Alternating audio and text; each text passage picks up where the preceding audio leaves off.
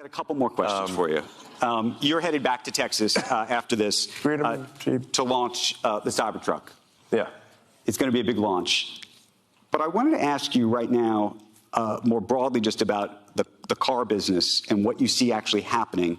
And specifically, the government put in place lots of policies, as you know, to try to encourage more EVs. And one of the things that's happened uniquely is you have now a lot of car companies saying, actually, this is too ambitious for us. These plans are too ambitious. 4,000 dealers, I don't know if you saw just yesterday, sent a letter to the White House saying, this has gone too far. You're going too far. You had this anti-EV? This is going too fast, too far, and that there's not enough demand. Underneath all of this is this idea that maybe there's not enough demand for EVs, that the American public has not bought into they bought into it with your company, but they haven't bought into it broadly enough. Well, I think if you make a compelling electric car, people will buy it, no question about it. Electric car sales in China are gigantic. That's by far the biggest category. Right. And I think that would be the case, it's worth noting, so probably the best refutation of that is that the Tesla Model Y will be the best-selling car of any kind on Earth this year. Of any kind, gasoline or otherwise. Is there another car company that you think is doing a good job with EVs? I think the Chinese car companies are extremely competitive. By far, our toughest competition is in China. So, there's a lot of people who out there who think like the top 10 car companies are going to be Tesla, followed by 9 Chinese car companies. I think they might not be wrong. So China is super good at manufacturing, and the work ethic is incredible. So, if we consider different leagues of competitiveness at Tesla, we consider the Chinese league to be the most competitive. And by the way, we do very well in China, because our China team is the best China team. How worried are you that the unionization effort that just took place I shouldn't say effort, but the new wages and the like at GM and Ford, that they're coming for you? And they are coming for you. What is that going to mean to you and your business?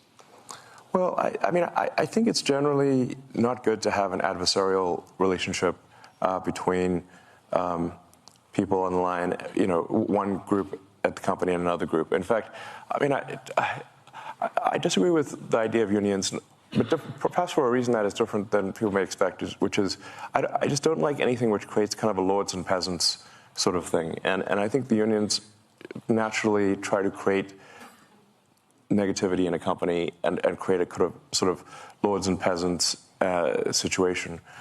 There are many people at Tesla who have gone from working on the line to being in senior management. There is no lords and peasants. Everyone eats at the same table.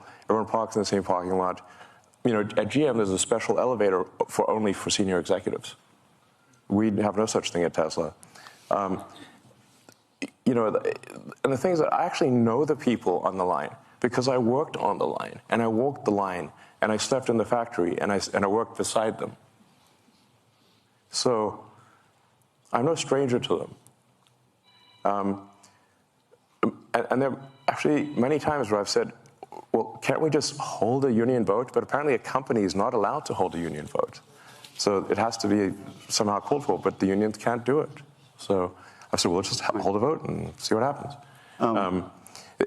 The actual problem is the opposite. It's not that people are trapped at Tesla building cars. The challenge is how do we retain great people to do the hard work of building cars when they have like 6 other opportunities that they can do that are easier?